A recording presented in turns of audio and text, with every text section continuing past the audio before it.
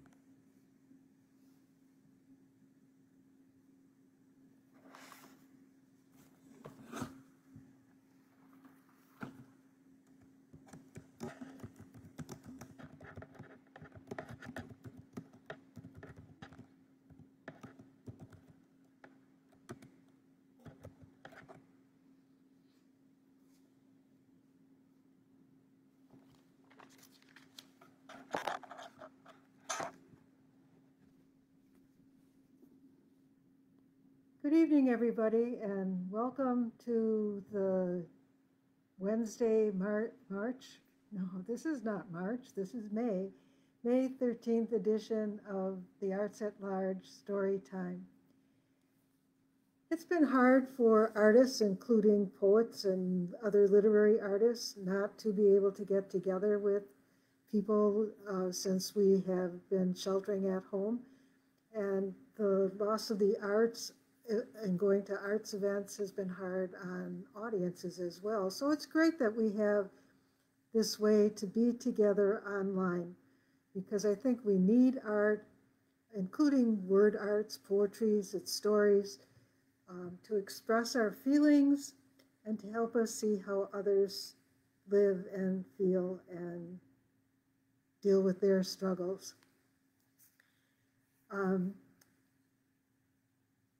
I have been also reading online with one of my granddaughters. We're reading one of the books in Diary of a Wimpy Kid, and that's been fun. So I was glad to have this opportunity to try reading for a larger audience. The book that we're going to be looking at today is Jacqueline Woodson's Brown Girl Dreaming. You can see by the cover all the awards that the book has won: the Coretta King Honor Medal. She's a National Book Award winner and a Newbery Honor winner as well. It's a wonderful story of an African-American girl growing up. The book is 300 pages, so we're not going to read all of that. And I've selected the parts that have the most to do with her life in South Carolina as a young girl. She writes trying to catch how things look to her as a young girl. And it happens that we'll also look at her growing desire to be a writer. If you want to see Jacqueline Woodson, there is a picture of her on the inside back cover and some biographical information.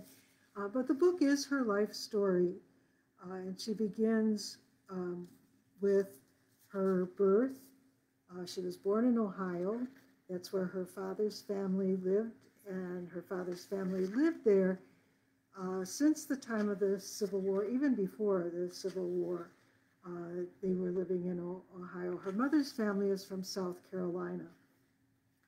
And so she has two large families, two families with interesting histories. And she herself was born February 12th, 1963. I don't know if you can see this. That's the first chapter. So she goes all the way back to her birth, and she has some information from before her birth, her family history. And the other thing that she does is to fill in the background. What is the world that she was born into like? She was born in 1963.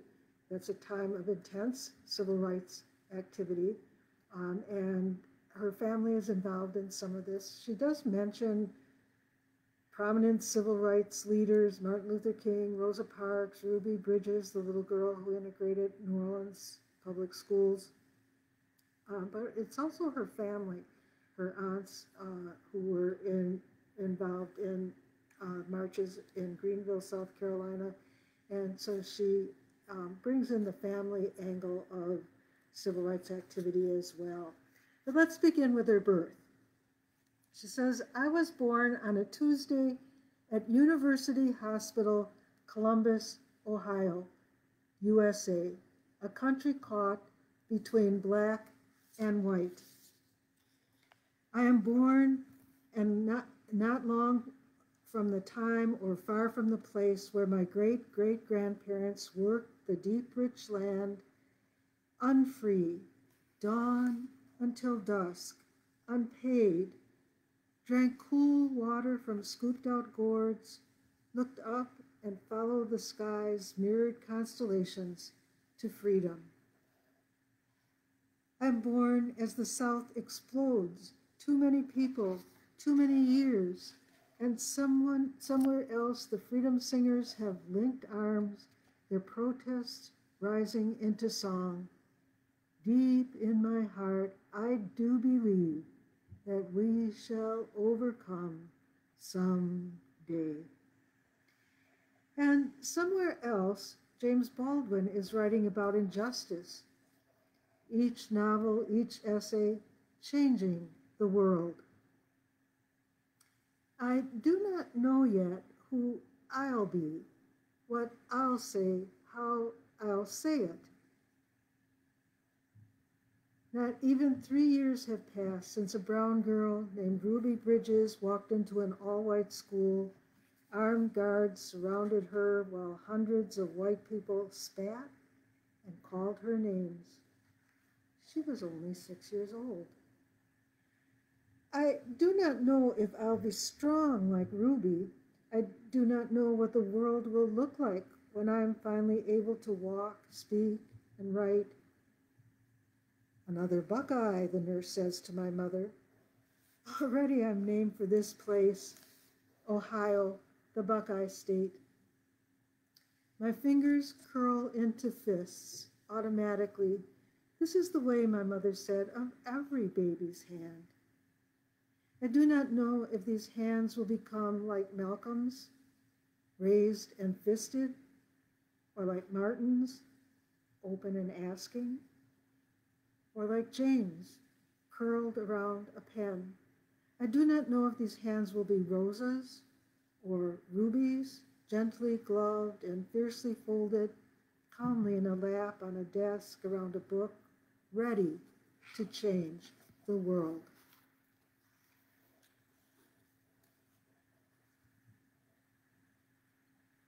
So she reflects back on her birth and what is going on, and it's an interesting thing to do, and you can go online, look up what happened when you were born, and see yourself in the context of the world you were born into. One of the really readable things about this book is that the chapters are very short, just a couple of pages each. So you can pick it up and read sections and pick it up another day and continue to read. This chapter is called A Girl Named Jack. Her father's name was Jack, and he wants to call her Jack. Good enough name for me, my father said. the day I was born. Don't see why she can't have it too. But the women said, no. My mother first, then each aunt, pulling my pink blanket back, patting the crop of thick curls, tugging at my new toes, touching my cheeks. We won't have a girl named Jack, my mother said. And my father's sisters whispered, a boy named Jack was enough. But only to my mother, so that my father couldn't hear. Name a girl Jack, my father said, and she can't help but grow up strong. Raise her right, my father said, and she'll make that name her own. Name a girl Jack, and people will look at her twice, my father said.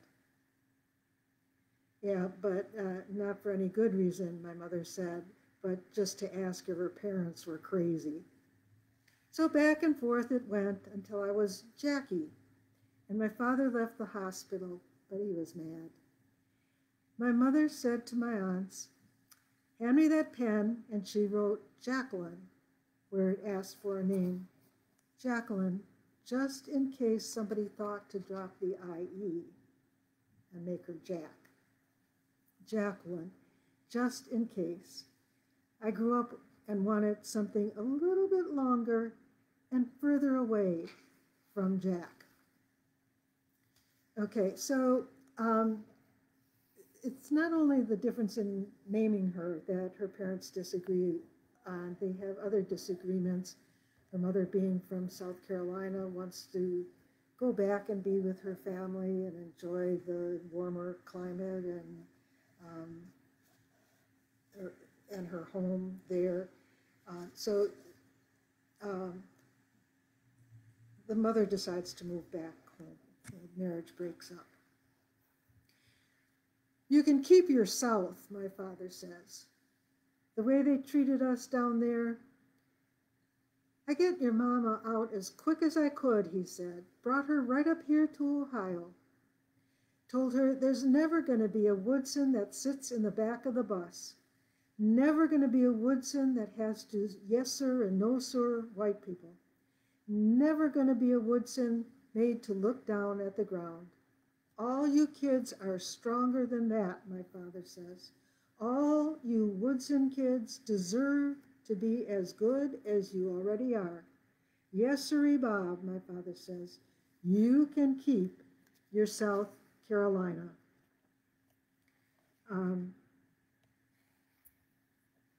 So on the bus, my mother moves with us to South Carolina. It is 1963, too dangerous to sit close to the front and dare the driver to make her move back. She doesn't want to take a chance, not with us, not now. Me in her arms, my sister and brother squeezed into the seat beside her. White shirt, tie, and my brother's head shaved clean. My sister's braids, white ribboned. Sit up straight, my mother says. She tells my brother to take his fingers out of his mouth. They do what she asks of them. Although they don't know why they have to, Mother explains, this isn't Ohio, as though we would understand.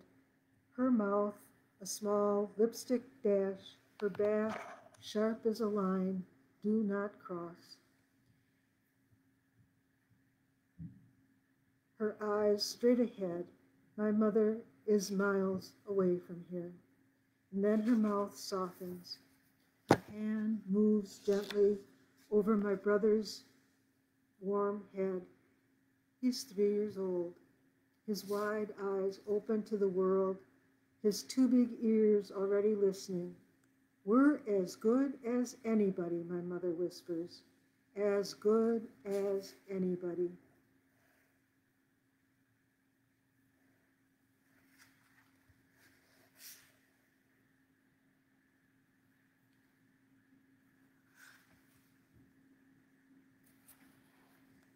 So The children ask their mother when they're in South Carolina how long they would stay there. And she says just for a while. And sometimes she tells us not to ask anymore because she doesn't really know how long we'll stay in the house where she grew up, on the land she always has known. When we ask, she tells us, this is where she used to belong.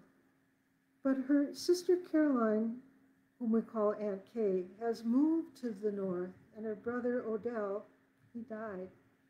And her baby brother Robert says he's almost saved enough money to follow Caroline to New York City. Maybe I should go there, my mother says. Everyone else has a new place to be now. Everyone else has gone away, and now coming back home isn't really like coming back home at all.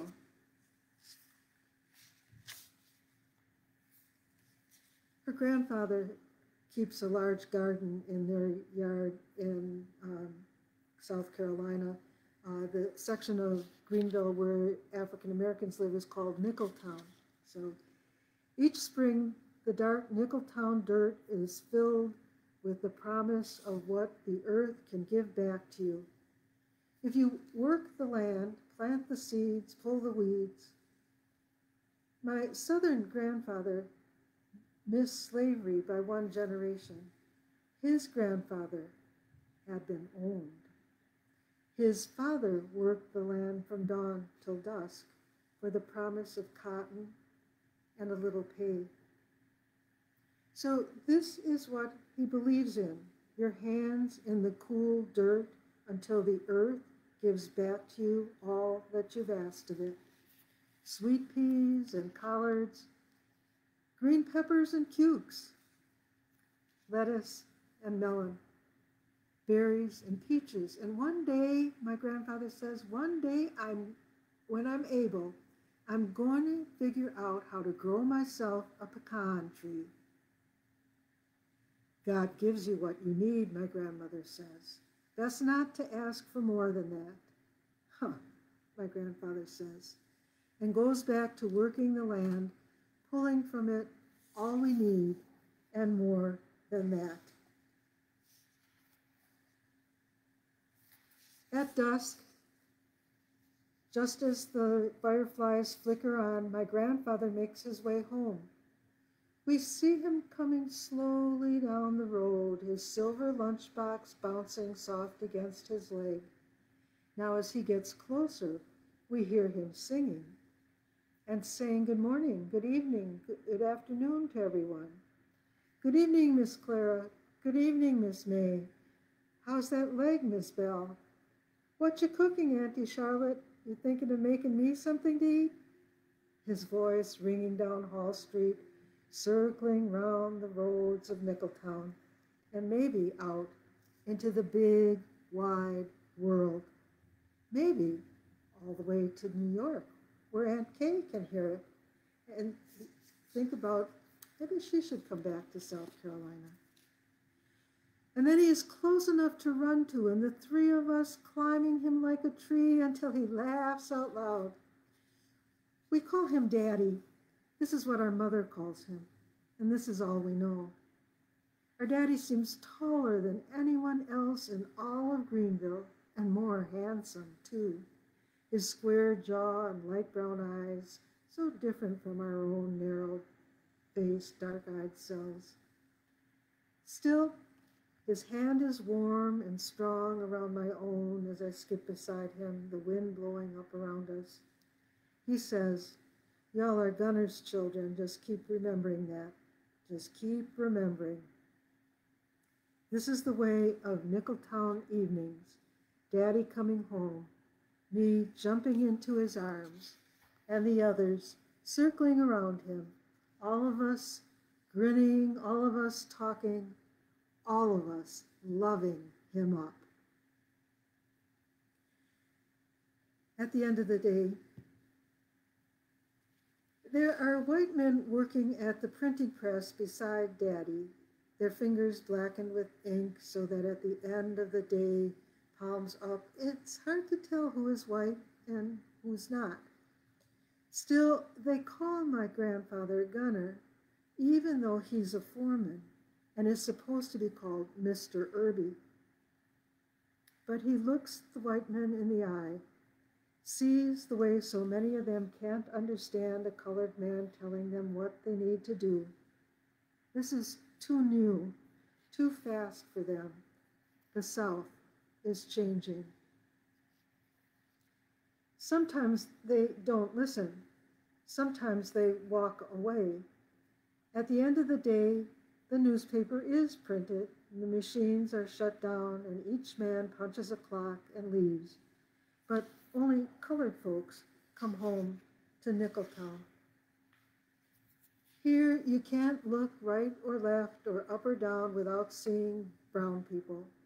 Colored town, brown town, even a few mean words to say where we live. My grandmother tells us that's the way of the South. Colored folks used to stay where they were told they belonged, but times are changing, and people are itching to go where they want. This evening, though, I'm happy to belong to Nickeltown.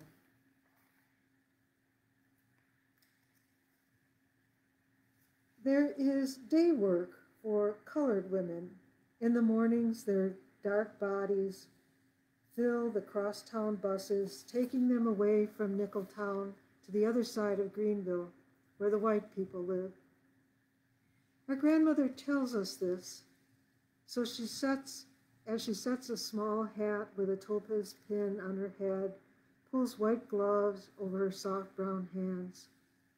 2 days a week, she joins the women, taking on the second job now that there are 4 more mouths to feed, and the money she gets from part-time teaching just isn't enough anymore. I'm not ashamed, she says. Cleaning is what I know. I'm not ashamed.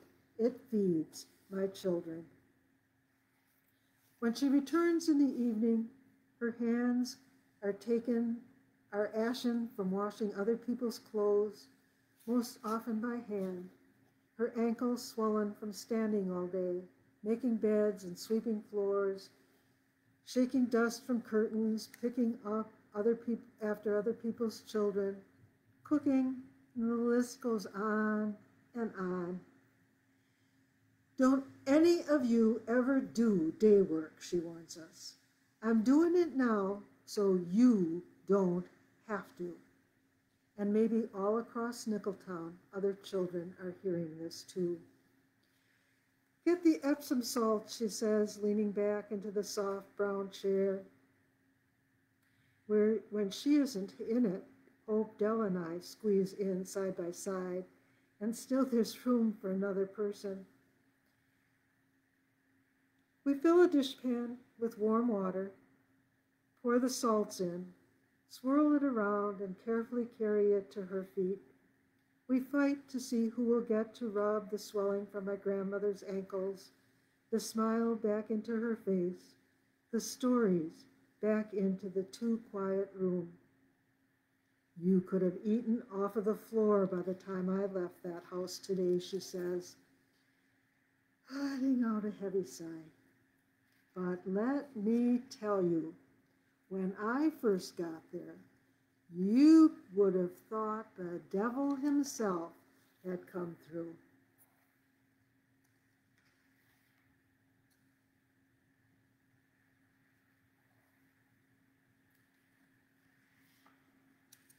So the children love their grandfather, love their grandmother who goes to work to earn some more money for them, and listen to her stories and listen to the family stories. And Jacqueline becomes interested in stories and becomes interested in the possibility of writing. At 3 years old, she says, I cannot write a word yet, but I know the letter J. I love the way it curves into a hook that I carefully top with a straight hat, the way my sister has taught me to do. And I love the sound of the letter and the promise that one day this will be connected to a full name, my name, and that I will be able to write it by myself, without my sister's hand over mine, making it do what I can't do yet. How amazing these words are that slowly come to me. How wonderfully on and on they go. Where will the words end, I ask, whenever I remember to. No, my sister says, all of 5 years old and now promising me infinity, the words won't end.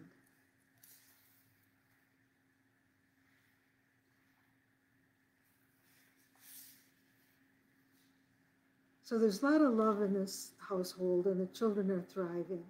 Outside of the household, the civil rights movement is picking up new steam, new momentum, and her grandfather talks about it. Because we have a right, my grandfather tells us. We are sitting at his feet, and the story tonight is why people are marching all over the South. To walk and sit and dream wherever we want, my grandfather says. First, they brought us here. Then we worked for free. Then it was 1863, and we were supposed to be free, but we weren't. And that's why people are so mad.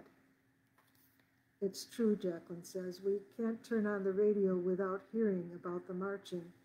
We can't go downtown Greenville without seeing teenagers walking into stores, sitting where brown people still aren't supposed to sit, and getting carried out, their bodies limp, their faces calm.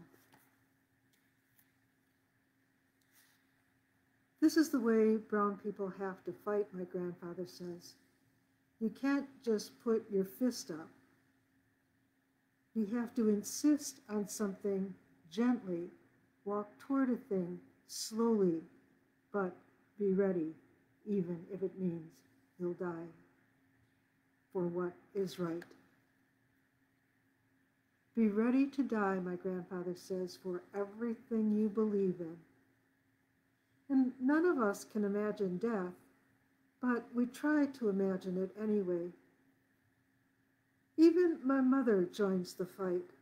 When she thinks our grandmother isn't watching, she sneaks out to meet the cousins downtown. But just as she's about to step through the door, her good dress and gloves on, my grandmother says, "Now don't get arrested." And Mama sounds like a little girl when she says, "I won't." More than 100 years, my grandfather says, and we're still fighting for a free life. We're supposed to be living. So there's a war going on in South Carolina, and even as we play and plant and preach and sleep, we are part of it. Because you're colored, my grandfather says, and just as good and bright and beautiful and free as anybody. And nobody colored in the South is stopping, my grandfather says, until everybody knows that is true.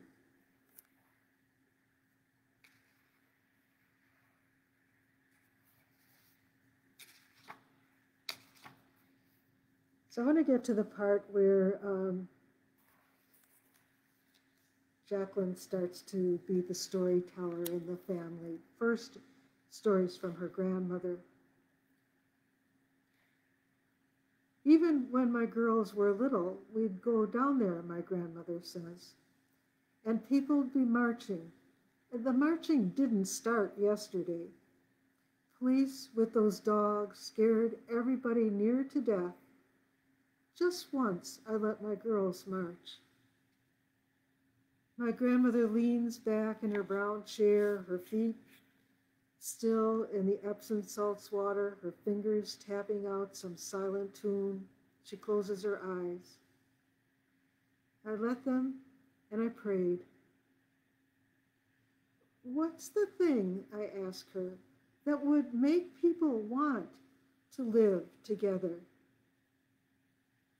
People have to want it, Grandmother says. That's just all. We get quiet. Maybe all of us are thinking about what the ones who want it and the ones who don't. We all have the same dream, my grandmother says, to live equal in a country that's supposed to be the land of the free. She lets out a long breath, deep remembering. When your mother was little, she wanted a dog, but I said no. I told her a dog will turn on you. So my mother brought kittens home, soft and purring inside of empty boxes, mewing and mewing, until my grandmother fell in love with those kittens and let her keep them. My grandmother tells us all this as we sit at her feet, each story like a photograph. We can look right into and see our mother there, marchers and dogs and kittens, all blending, and us now, there in each moment beside her.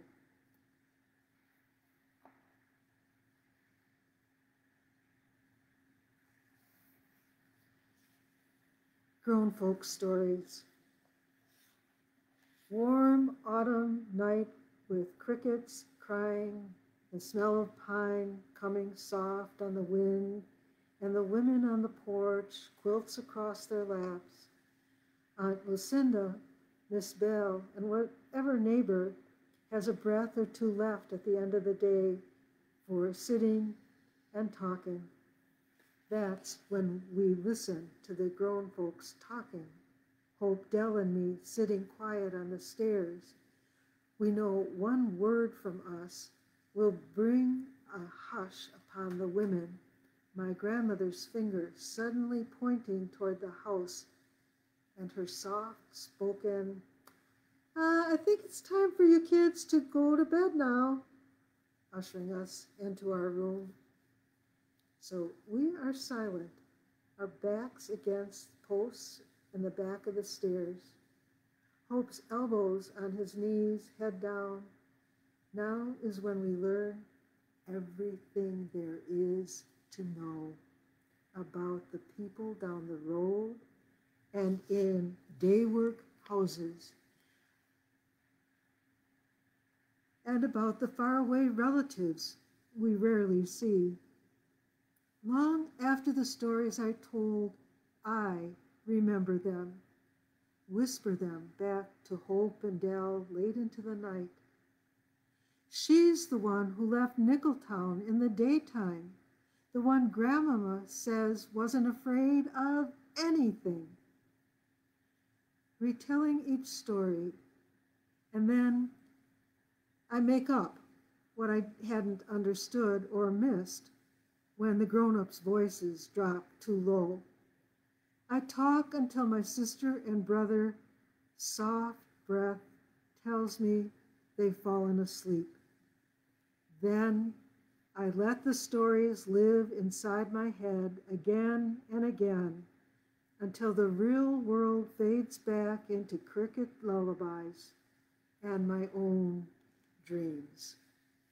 So in this loving family, she hears stories, she sees people standing up for justice, she learns what they have to tell her, and she tells it back. And that's her start in being a writer herself. That's where her book, Brown Girl Dreaming, comes from. It comes from paying attention, it comes from a loving family, and it comes from her own love of stories and words. There's a lot more that happens in the book. Her mother does move to New York, and the children move to New York, and so they have another phase in their life. But that's about all we have time for tonight. Thank you so much for being with us. It's been great to share this story with you. I hope you enjoyed it.